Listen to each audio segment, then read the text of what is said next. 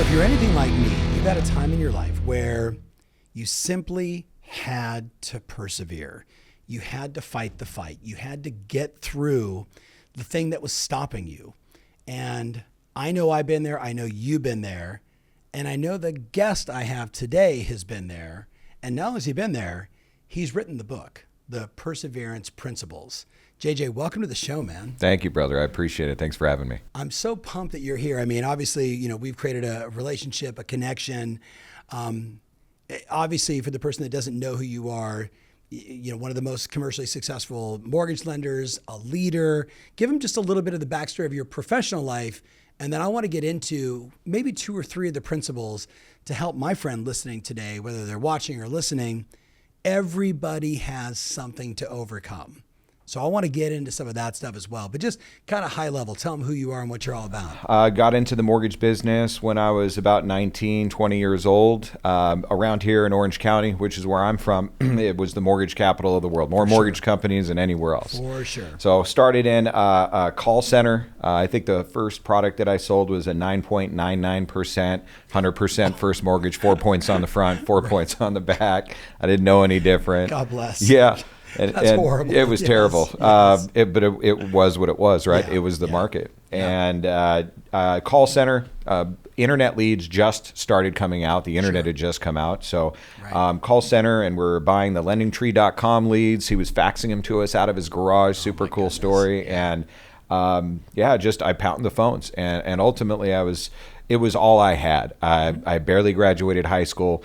College wasn't an option for me. And so I really stuck with that for about 15 years until the 08-09 crash. And then I had to reinvent myself after the 08-09 crash, like many people did. I had to stay with the industry. I mean, I could have detailed cars. I was good at that, but that wasn't going to pay the bills for the family. And switched it over and started building a business that was referral based after that. And for the back 15 years of my life, that's what I've been doing ever since. So in the world of like commercially successful lenders, like we talked about, even though you work with CrossCountry, this huge company, your personal team in production would make you one of the top 100 lenders, like companies in the country. So you're succeeding at a really high level, and that immediately has people think, well, that guy's got no problems. Yeah. He solved it all, Yeah. right? He's fought all the good fights. This concept of this book, right? Perseverance Principles. I mean, I've read Ray Dalio's principles, right? You sent me an advanced copy of your book. Help the listener understand, like, why did you write this book? What is it you're trying to accomplish? And then I really want to get into like some gritty details of like, how do we do it? Because the person listening right now, myself, everyone sitting inside this studio, we will all face tragedy. We will all face hardship. We will all face what feels like an impossible scenario, going back to 2007, 8, 9, or even the last 3 years in residential real estate, right? Yeah. 6.5 to 7.5 mortgage rates made perseverance a thing again. Yeah. So maybe let's just start with, why did you write the book? For me, it was a God thing. I mean, it was a thread that I pulled. I was going through some branding exercise with brand builders and Rory. And as we did it, when it was all done, there was this like foundation for this book. Mm-hmm. And because of what we've been going through the past 3 and 4 years, it reminded me a lot of the things that we went through in 08-09. The difference was I had the tools this time to persevere through these market conditions, whereas before I hadn't. And so I'm looking at this going, okay, this could really help a lot of people from the real estate and from the mortgage side of things, but it also can help anyone that ever has gone through hard things. And I think so many people are looking for inspiration from other people today, like podcasts and all of that. And I asked myself, it was like, people have already gone through so many hard things in their own lives that they should be taking inspiration from themselves. But it's something that we talked about earlier, right? Especially guys, we tuck it down deep. It never happened. I don't want to think about it. Yeah, suppress it, which creates a whole nother issue in itself. But that's also fuel that people can realize, and motivation, be like, hey, I've gone through this already. This in front of me is just a different version of that. What did I do to get through that? I need to apply those same principles to get through this. And so these were really just the principles that I've used to get through a lot of the stuff in my early childhood, most of which I've persevered just in the past 5 or 6 years through a lot of that, and the things through 08-09 that I think a lot of people in our industry can really relate to. So you just said something that I want to pull the thread on, and that is, we know in human psychology, something happens to every human being somewhere between like 6, 7, 8 years old. And I've told the story for me, like my parents got divorced. And I remember my mom hanging up the phone and saying, your dad has left us, right? Like just that moment, right? Yep. And I remember saying, how can I help? And I haven't stopped. Now I'm 55, right? And I'm still in that same, how can I help? But there was behind that a tremendous amount of insecurity, a tremendous amount of fear, a tremendous amount of things I had to ultimately get over in my life. So maybe just for the person listening, give us an example of one of the principles. If somebody was really being honest with themselves, the people that listen to my show are people like you and I, like they want to get out there. They're go-getters. I'm like, the number of times I get, a snapshot of somebody, they're on a run, they're walking their dog, they're outside, they're riding their bike. Right. And hey, I'm listening to the Tom Ferry Podcast. Like that's very typical for, the people that are listening to this show. Give us an example of a few of the principles you found that helped to maybe get through some of those either early childhood memories or even just the memories of going from 2021 to 2024 in residential real estate. Yeah, I think it's principle one, which is the most important. That's your discomfort zone. It's working through the discomfort zone, not suppressing the discomfort zone. Man, why'd you start with the hardest one? Yeah, because that's where it has to start. Okay. Otherwise, you just keep falling backwards, wondering why it is that you can't keep getting ahead where you want to go. It's because you haven't pushed through that discomfort zone. But can't I just fake it till I make it? Yes, for a little while. Yeah. And that was me as well. So, one of the things I said, I recently unpacked a lot of the stuff that happened in my early childhood. Lots of death, lots of loss, sexual abuse at younger age, just things that I had to unpack that I didn't do except for the past 5 years. Been working in therapy for a while. But when I did, I lost 75 pounds. I got really, really healthy. Right. Like all of those were things on the outside that were reflecting what was truly going on the inside. And I was really disciplined in my business, but I wasn't disciplined in my personal life and in my health. And so what I had to do was, all right, well, how do I take this discipline and apply them to these other areas of my life? Right. I know how to be disciplined. I know how to follow a system, know how to follow a plan. Well, I've got to work through this discomfort zone first. And once I did, man, unpacking it just lightens the backpack to allow you to go and run further and do things you weren't able to do before. So how do you define the uncomfort zone? Give us an example. What does that mean? Well, you and I just did this exercise, right? It is, what is the thing that really you're scared of? Like, what is it that scares you? What is the action that scares you? What is the result that scares you? What's holding you back? What is it when you think about the past that you're avoiding in the past? Yeah. And the past could be last week, could be last month, could be last year, it could be when you're 6, right? Just all of that, but it's that avoidance. And then just hitting it head on. What's amazing about it is when you hit something head on and embrace it, it dissipates. It no longer has a hold on you anymore. Yeah. And it releases a lot of the anxiety. I mean, I was on anxiety medications daily and, I was self-medicating, Sure. all of those things that I think people do to suppress that. But as soon as I was able to slowly but surely work through each of those layers, it didn't have a hold on me anymore. No more medication, no more self-medicating for those reasons. So the thing that, Joseph Campbell who said, the thing you want the most is, at the very bottom of the cave you fear to enter. I totally butchered that, but yeah. So how do I, like for my friend that's listening right now, what is it that you're afraid of? What is it that you're holding on to? What is the thing in the back of your mind that because we all have it, that it's there, but you suppress yourself out of fear? Because that's the discomfort zone. Yeah. Once they identify it, though, you say just run into it. But are there some tactics or questions, or have you found like inside of that it probably doesn't ease the burden? No. What do they do? I think it goes back to confidence, right? So a lot of times we're not doing them. It's not out of just fear. It's shame. It's guilt. It's not being good enough or worthy, right? All of those things are mixed in there. For me, it was more shame and worthy than it was fear. The fear was the byproduct of the shame and the not feeling worthy. Yeah. So you have to do harder things. So I think doing hard things consistently over time, what it does is it builds confidence.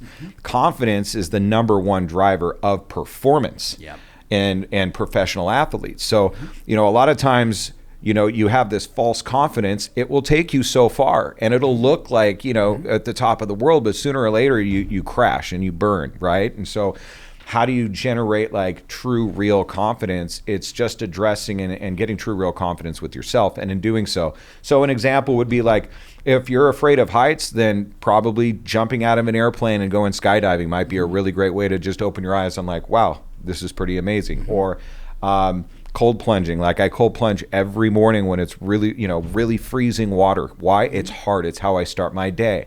So I think taking things, if you're afraid of making cold calls, the fear of rejection, then every day you got to make 5 cold calls every single day, no matter what. Well, in about 30 days, you're probably not going to be so afraid of making cold calls, right? So I think those are just little examples, but especially in sales, I think there's so much fear around the action and activity that we do in sales. By just taking bite sizes over long periods of time, you'll realize like when you think about, when I had to think about losing 75 pounds, I never lost 75 pounds. When I just thought about waking up, going to the gym and doing what I was told to do that day and that moment for that hour, and then focus on it the next day and the next day and the next day, the 75 pounds comes off over time. Yes. I think about it too. We all in our lives, myself, everyone, you listening, you and I having this conversation, we all have these demons that we have to like work through, right? Demons, issues, old beliefs.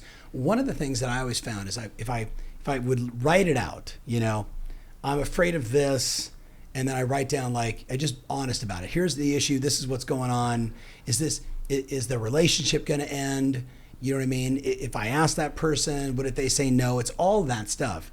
The thing I always go back to is like 3 questions for me. And I don't know who gets the credit for this, so I'm not taking credit, but I use it all the time. Is I literally start with, okay, so what's the worst case scenario? What's the worst case scenario? Right. And then I'm I had a deal I was working on recently, and it could have been a really big windfall. Could have been a really big opportunity, and I'm excited about it, my wife's excited about it. And the deal goes sideways, right? And it wasn't like horrific, but when you're in the middle of it, like for my friend that's watching right now, like, have you ever had something go sideways? You wanted it to go left and it started going right. Have you ever had that experience? Do you know the anxiety that creates, the emotion, especially if you're massively attached to the outcome? Yeah. And I try not to ever fully attach myself to anything other than like my wife, my children, my closest friends, everything else, like, you can find something new. So I felt attachment to this. And in that, when all of a sudden it goes from left to going right, I was laying there in bed at 11:30 like, and I'm all by myself. I can't call my wife. I can't like talk it out with somebody. So I'm in my head, JJ, and I'm reeling. And then I'm like, Ferry, stop. What's the worst case scenario? And I wrote down, well, this isn't going to kill me. I'm not going to die. Right. And then I'm like, well, what's the most likely scenario? Well, the most likely scenario is, we shop this to another. You know what I mean? That's the most likely scenario. And then someone else gets it and, maybe they'll take advantage of this and, we can ride off to the sunset together. What's the best case scenario? They change their mind, right? Yeah. Like they change their mind and maybe we missed something in the pitch. Maybe we didn't, demonstrate what it is we said we could do, that kind of thing. But I'd always start with the first one. If I can accept the worst case scenario, then I'm like free of it. So that helps me work through. That helps me persevere rather than have 24, 72 hours or 72 weeks or too many years of just being miserable over something. Over it. Yeah. Does that make sense? It makes total sense. I one of the questions an exercise all people go through is write down the top 3 things, top of mind, that you've ever gone through ever in your life. And you write those 3 things down. And when you really look at those things, and then next to that, you go, okay, well, what came out the other side of those things? And you write what comes out the other side of those things. Okay, hold on. So you mean like someone I love died? Correct. I lost my job. Right. Whatever. Like a relationship you're ended. Like big, ended a relationship, get divorced. Right. Okay, so now we're getting into the meaty stuff. Okay, so I write down the 3 things that have happened in my life that I had to persevere through. That you already have persevered through. Okay. And then the second part is what came out on the other side. Yeah. Correct. So maybe there was a divorce, you lost a relationship, and now you're in a new relationship, and you're super happy, or you're not, and you're super happy, or there was a death in the family, but it was because that death in the family, the rest of the family was brought together because of that, right? These are examples of things that it's like when we think about, like, I thank God every day that I didn't, like, if I think about the 2 or 3 ex-girlfriends that I thought the world was going to end because we broke up, and I think about being married to them. Oh my gosh. Like, I could not imagine. God gave me my wife. Thank you. I thank God every day for that, right? And I think a lot of people can relate to those things. And then it's just when we're going through something in the moment, we compare them to those 3 things and we go, well, it's not that. And if I could go through that, then I can for sure go through this. Right. And it goes to the mountain and the molehill. I think a lot of times we set the wrong expectations for ourselves about what's happening and look at it as a mountain when it might be a molehill. And it may be a mountain, but you have other mountains you've already conquered. You've already come up with the tactics to go through it. And that's where this book came through. It's like, these are the principles that I've used to be able to push through it. And I think others can too. So the thing that's going through my head that I want to do coming out of this is I want to list out, it's almost like the stories of perseverance of my own life. Yes. Mom and dad getting divorced, what did that mean?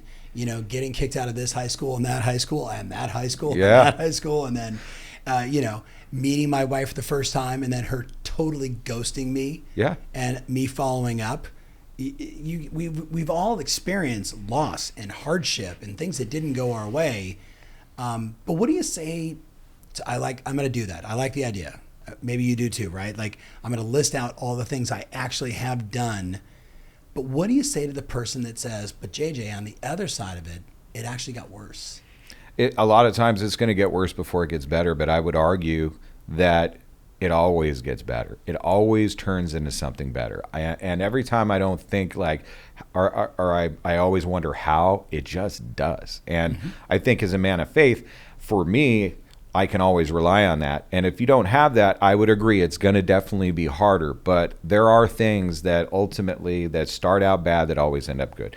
And most successful people that I talk to, like yourself and others that I've coached, is they all have these stories. And things are usually better on the other side where you think they're the darkest. Right. And I share one of those stories in the book about, like, it was one of 2 things. I was either going to end my life or I was going to push through it and give it all I had and fight. It was one of those 2 things. And I decided to fight. And it could have gone either way.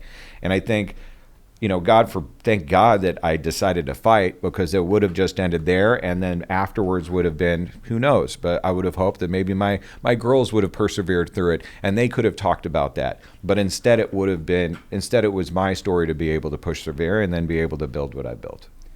So what happened that caused you to actually consider suicide? At this point, everything up to that point, I hadn't unpacked. I hadn't unpacked any of my early childhood, abandonment, things like that I had gone through. So it was a lot of that, a lot of shame and guilt and worthy that was built in there. But at 0809, we went when we lost everything. So our house was foreclosed upon. The cars were taken out of the driveway.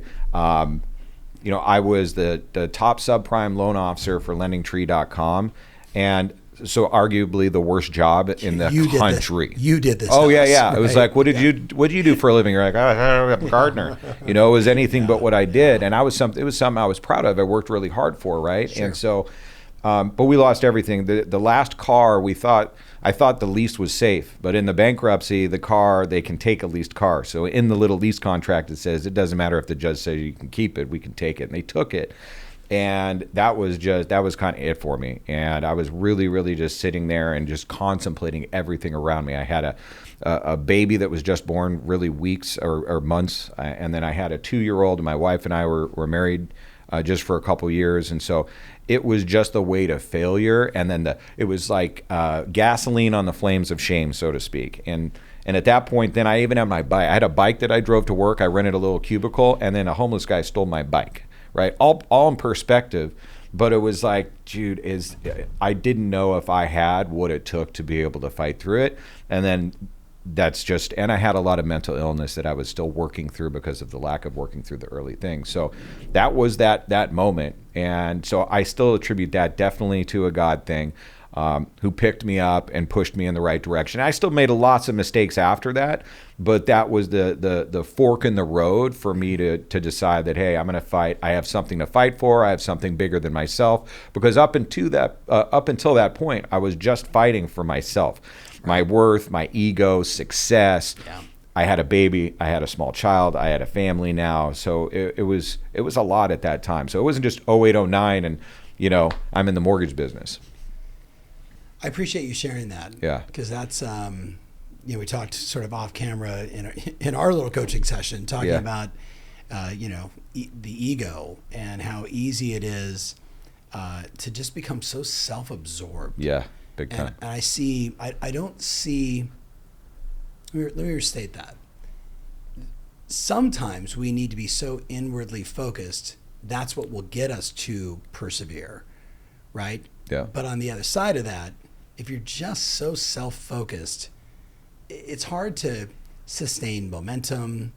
I don't see a lot of people that are joyful or happy in that state. I see a lot of sort of mental abuse that they put on themselves in that state. So if there's someone listening right now who is just like they're really listening, like this message was for them, what do you say to that person to get them to just keep fighting? I think the best thing that they can do, the best thing that happened to me is surround yourself with the right people. Get with someone that's already paved the path before. Back in like 2008, what'd you do? In 2008, in that moment, what did I do? Yeah. That's honestly, I started hanging around with different people that thought differently, that were doing things the way that I wanted to do them. You hang out with clowns, you're going to get a circus. And I hung out in a lot of circuses up to that point. Yeah. And so I made a decision to truly go find the people that were persevering already through what I was going through. Right. And spend more time with them. Even if it's like they're like 10 days ahead of you in the crisis of 2008. Yeah, 100%. They're still 10 steps ahead of you. 10 steps ahead. They had a better attitude. They weren't so, maybe victimized. They were just in a better headspace, or maybe they were still doing really, really well. Yeah. But it was that was really, really important, was getting myself around something different than the environment that I was in, because you're a byproduct of your environment. So I didn't need more of that. Yeah. It's so interesting. We talk about it, like environment really is, like when I look back at the greatest gift my pops gave me was exposure, which is just another way of saying the environment, who you spend your time with, and how much that can shift. The challenge is, and again, I'd love for you to speak to this, when you are in that dark place, we're still on principle number 1. Yeah. Right? Yeah. Are there any more principles in this book? Yeah, it's the most important one. When you're in that dark place, you don't feel worthy of even talking to those people. You actually think those people are talking shit about you the entire time. Correct. So why in the world would I go talk to them? Right. I don't need to reinforce it. I'm already in my head. Right. There may be only one person that needs this message. What do you say to that person to get them to just get over the fear? Because that's all it is. It's the self-worth. It's those 3 questions we talked about, right? Like, do I believe it's there? Do I believe I'm capable? And will it be worth the effort? Will it be worth the effort to go say, I need some help? Yeah, 100%. I think it's so to push it through, like, ego is such a part of it. We talked about, like, there's this fine line between confidence and ego, right? And there's a healthy ego and an unhealthy ego. Up to that point, even after that point, I had way more unhealthy ego than anything else. And so ego it's something that held me back from seeking help, seeking counsel. And that's where you have to start, is asking. And whether that's with God, just because he's accessible. Right. If you're a believer, he's accessible all the time, or a friend or someone at work. It's going out and seeking counsel and asking for help. And people, man, the one thing I've realized is anyone will help you if you ask for help. If you really ask for help, a really good human is going to help you any way they can, whether it is connect you with someone who can help you better, guide you, give them some advice, send you to the right group of people. They will help you. So it all starts with seeking help and seeking counsel. Yeah, I agree. We were talking offline about every time I get in my head, I actually just try and help other people, right? Like that's my strategy. That's my go-to. But I've had to wire that in. I've had to condition that as a way to, look, we all get into our heads. I mean, what do they say? The average person on an airplane has like 4 thoughts of death and dying per hour. Yeah. Well, I was on like 200 airplanes last year. That would be a lot of time of thinking of death and dying. I don't have that anymore. That was the early days of flying. But we all have those like triggers and cues that bring us back to that fear-based spot. So I love the insight of that's where you have to be courageous enough to ask for help. Yeah. To be able to say to someone, a coworker, a pal, a buddy, man, I'm in a dark place right now. Yes. Because when you're in your head, it's cliche. When you're in your head, you're dead, right? I always say your head is a scary place to be. Like, don't go there alone. No. So let's flip gears. What's another principle coming off number 1 that you think would help the person listening right now? Like, they're okay. I'm going to start asking for help. I'm going to fight through the demons. I'm going to get after it, right? I'm not going to, Bill Burr, I'm not going to keep suppressing all this nonsense. I'm going to attack it. What's the next best one? Is it number 2 or is it number 12? No, I mean, I would think it's probably putting plans into practice. When you're able to work through a discomfort zone and you start going, okay, I have some plans, I have some ideas. Well, they don't go far unless you actually put them into practice and have some accountability around doing them, right? So it kind of goes to when you were asking me earlier, what are some things that people can do to kind of get themselves out of that discomfort zone? It's literally putting plans into practice and doing hard things. And some things are not going to be hard. And some things that are hard are going to start feeling a lot easier after you've done them for a period of time. Right. But it's like anything, when you take some time off, then they get hard again. So it's always having something to go back to, your compass. In the book, you'll see the compass everywhere because those type of habits and things are going to be the compass that you can always go back to. Yeah. But I think that's inaction is like I always say, indecision is just a decision somebody else is making for you. Yeah. So if you can take and make the decision of what it is that you want and what it is that you're going to do to get there and who it is that you're going to seek in order to help you, I think putting the plans into practice are some of the most important things. I agree. I think, for my friend listening too, I think we're saying the same thing, maybe just using a different word. I think it's like structure, right? Structure when I'm in that dark spot and I'm trying to work my way out. I have this tendency. I use this example of like if you ever take your daughters right to bowl, right? Bowling. Yeah. And I tell the story of like taking my sons to go bowling, and my wife is with her girlfriends. She's like, "You got the boys." I'm like, "Oh, okay, great. What do you guys want to do? Let's go bowling." I'm like, I don't like bowling, but all right, I try and be a good dad. And, it takes 30 minutes just to put the shoes on, pick the right ball, get the right weight. Then we get over there, and my younger son, Steven, through his legs, throws it right in the gutter. My younger son, Michael, throws it into the next lane, and they look at me like bowling sucks. Yeah. And I'm like, I'm a bad dad. Okay, hold on. But then I look down the way, and I see those, lights, the little, plastic bumper things going down, the little lights, and I'm like, hey, can I get one of those lanes? Right? The guy's like, you should have asked. Let me go down there. The boys throw the ball, and it goes bing, bing, bing, bing, bing. And eventually it knocks down a couple pins, and they're like, oh, bowling is awesome. Dad's rad, right? And I use that bowling example of when I'm trying to take on a new project and I don't know how I'm going to get there. When I'm going through a deal that's going sideways and I have to accept the worst case scenario, I now need to fight to revive that deal as an example or start anew. I'm like, how do I get those bumper rails up? Yeah. Right? Because what I need to do is I've got to have forward motion. I've got to be going this way towards the compass, the right way, whatever it is. But it's so easy to get distracted. Yeah. So what do you say to the person that, like me, it's like, oh yeah, I get the metaphor, but it's hard. I'm an independent contractor.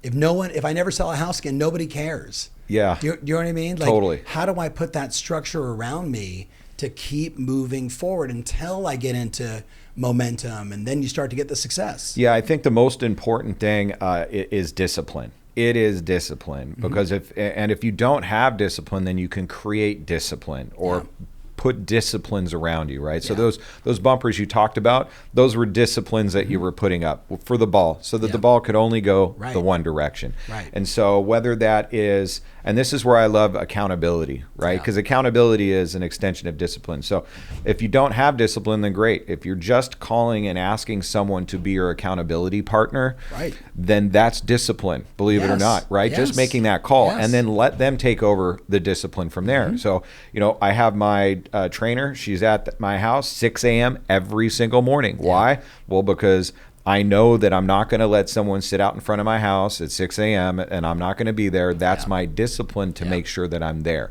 Make sure that I'm doing the things properly, right? Not just doing a half-arse push-up, but a real push-up, because that's why we're there. So I think setting up discipline in any way, shape, or form in their lives. So when I do my call, my power hours, I have my call lists prepared for everything. So my call lists are already prepared so that I'm disciplined, so I don't have the excuse, who do I call? JJ, you still making phone calls, man? You still day, prospecting? All day, buddy, all day. Never, no, Good. got to do that. Good. At the top, I write what my go-to conversation is. So maybe it's something I'm inviting you to. Maybe it's a new loan product that goes right at the top. So now I have no excuse, because I know what I'm talking about with all of these people. And then instead of sitting at my office and my computer where I'm going to be distracted, I get in my car, I drive down to Dana Point Harbor, I park it right there, so I just have nothing but cool stuff to look at, and I just make calls in my car until I'm done. And so those are all disciplines that I put in effect, not because I'm super disciplined, it's because I lack discipline to just go ahead and go, okay, here's my call block, and not know what I'm going to call or who I'm going to call or what I'm going to say, and then get distracted by everything around me. So just setting up those disciplines is key. I love it. I love it. And discipline could be people. It could be, hey, a buddy. Hey, can we do this together? Making phone calls. Whatever the thing is. Okay, so when does the book come out? October 7th. So it's pre-sales are available currently, and October 7th it'll be in stores. Where do they go if they want to buy a copy? Buy a copy, Amazon, Barnes & Noble, or at perseverance.com. Ooh. Perseveranceprinciples.com. I was like, you got perseverance.com? No, man, I couldn't get that one. Perseveranceprinciples.com. Perseverance Principles. So, so Amazon, Barnes & Noble. So I'm buying a bunch of copies. I would certainly encourage you to get a copy or 3 or 4. And I liken this book already. So I got an advanced copy. What I like about this is I feel like it's a book that I can give to just about anyone. Because everybody either has or will go through something that requires perseverance. I mean, that's the entire planet. We were talking off camera, like, we've never been more socially connected, yet more lonely, right? We've never had access to the right kind of things and yet suicide is at its highest right now. Like there's all these things. Don't even get me started with the political insanity for people, right? People are focusing on the wrong stuff, and they need perseverance to get out of it. That's why I'm a big fan of this book, and I think you should get a copy. All right, as we get near wrapping this up, of all the principles, I'm gonna put you on the spot. What's the one that you were like maybe nervous about sharing? I think the one that I was most nervous about sharing is the legacy, which is the last one, because it's what we're working on, which is like to think about a legacy when, first off, I'm still in the middle of it, right? I'm still in the thick of it. But to think about that legacy is like, man, what does that look like? And what does legacy look like for my family when I'm gone? So it really takes you going, okay, I'm gone, and here's my family or my business or whatever else is still left behind. I think that's the hardest one for anyone to work through, because when you're going through hard things and you're thinking about the grind today, you're not thinking about legacy. No. And so, I'm still going through hard things all the time. And so to think about legacy, or like, I don't know, it goes back to, am I worthy? Am I being a little presumptuous here? Like, what legacy do I have? I'm not Elon Musk. I'm not Benjamin Franklin, right? But we all have something, and we're all here for a purpose. And we're going through these trials in our lives and persevering through them so that we can leave a legacy that's everlasting, that's good for people around us. Who those people are, that's not necessarily our business or choice. No. But we do have to think about that, because I think when we're thinking about legacy, then everything in between and all the hard stuff we go through make it all that much more worthwhile. I I love that. Have you ever read the poem The Dash? I haven't. So the poem The Dash, for my friend, I don't know if we could put it in the show notes. It was first given to me. I had a client who like Thanksgiving Day, her 18-year-old daughter and husband go out in dune buggies separately, and she flips it and lands and dies instantly. 18 years old, right? Like I, even just thinking about it now, like my heart just breaks. And I remember calling a mentor saying, I don't know what to say to her. What do you say to someone that just went through something this, just heart-wrenching? And he said, you should Google right now The Dash. And The Dash was this beautiful poem that's written about like the day you're born and the day you die, and it's the dash in the middle. And the significance of this was like to remember that though her dash was cut short, the dash is exactly the same length. You just got to look at everything that she did, the light that she was.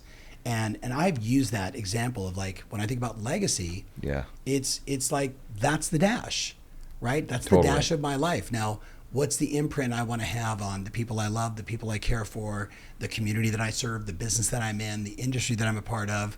Like that's the dash.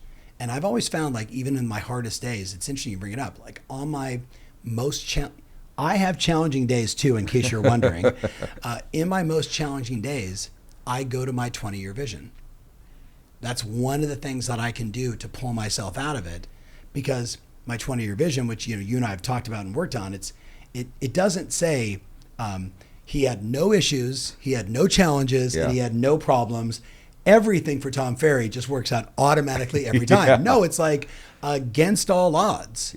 Kathy and Tom, married now for 43 years, more in love today, battled through the, the boys turned out to be, and I talk about all these, like, for me, like courageous things I felt we were going to have to go through. Right? Not that I wanted to have to go through them, but that's the journey. That's life. So I actually really appreciate, like when you said that, like that was meaningful for me. Like it is about legacy. Like that's a way to pull yourself out, but also, gosh, just don't minimize the legacy, because when you're in the fire, it's hard to dream big and to think about like what's possible. 100%. That's the motivating factor. You've got to have that hope, that fuel that motivates you.